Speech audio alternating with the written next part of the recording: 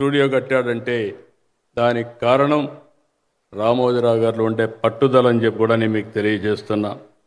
అందుకే ఆయన చూసినప్పుడంతా కూడా ఈరోజు మనందరం ఒకసారి గుర్తుపెట్టుకుంటే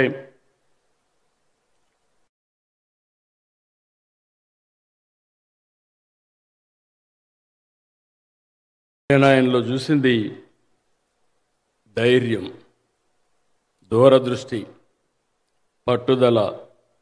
ఎంత ఒత్తిడున్నా, ఎంతటి అణచివేత వచ్చినా ఆయన జీవితంలో ఆయన ఫేస్ చేసినటువంటి క్రైసిస్ కానీ, ఒత్తిళ్లు కానీ, మేము వ్యక్తులతో పెట్టుకుంటున్నాం, గవర్నమెంట్లో ఉంటాం, ప్రతిపక్షంలో ఉంటాం, మళ్ళా అధికారంలోకి వస్తాం, కానీ ఒక మీడియాని మేనేజ్ చేసే వ్యక్తి ప్రభుత్వాలతో పోరాడి మనుగడ సాధించాడంటే అది రామోజీరావు గారికి ఉండే విశిష్టమైన లక్షణం.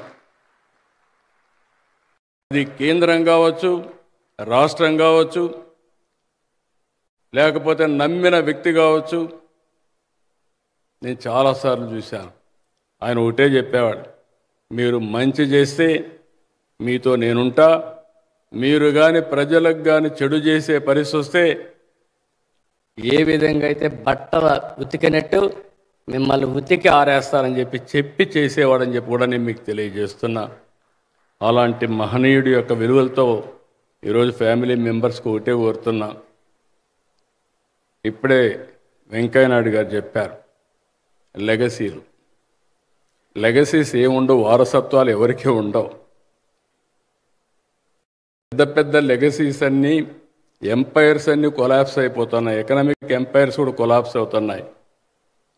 కానీ ఆయన సృష్టించినటువంటి వ్యవస్థ విలువలతో కూడిందే కాకుండా సమర్థత, ఇంకొక పక్కన అన్నింటికంటే ఆయన పెట్టిన పెట్టుబడి చూస్తే మనుషులపైన పెట్టుబడి పెట్టాడు.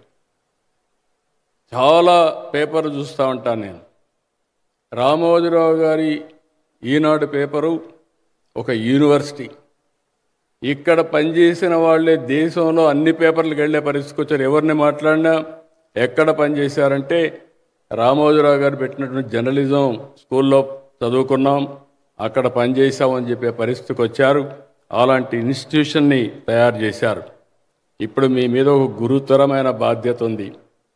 ఆయన లేడు కానీ ఆ స్ఫూర్తి మీ దగ్గర ఉంది. ఇక్కడే ఆయన ఉన్నాడు.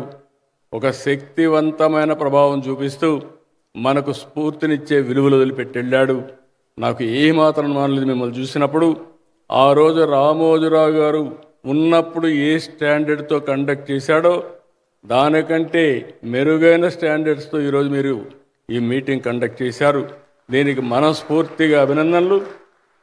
అదే సమయంలో ఆయనకు నిజమైన నివాళి మనం అందరం కూడా ఆయన మెచ్చిన విషయాల్ని ముందుకు తీసుకుపోతే అది సాధ్యం.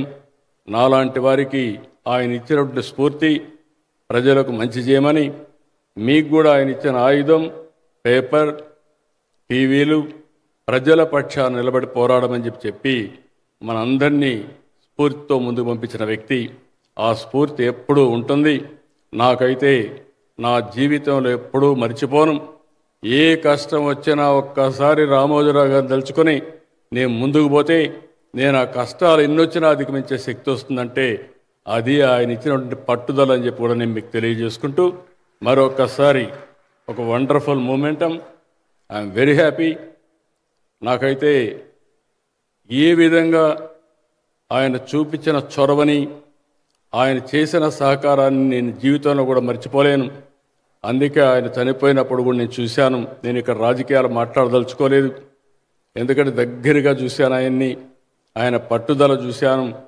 అదే మాదిరిగా ఆయన పట్టుదల కూడా ఎట్టుంటుందంటే కొన్ని సందర్భాల్లో సఫర్ అయినా, కడాన కుటుంబ సభ్యులు కూడా సఫర్ అయినా అక్కడ తలంచలేదు. అవసరమైతే మీరు కూడా సిద్ధంగా ఉండండి, నమ్మిన సిద్ధాంతం కోసం నేను త్యాగం చేయడం కాదు, అవసరమైతే కుటుంబ సభ్యులు కూడా త్యాగానికి సిద్ధంగా ఉండాలని చెప్పిన వ్యక్తి, చేసి చూపించిన వ్యక్తి రామోజీరావు గారని చెప్పి నేను మీకు తెలియజేసుకుంటూ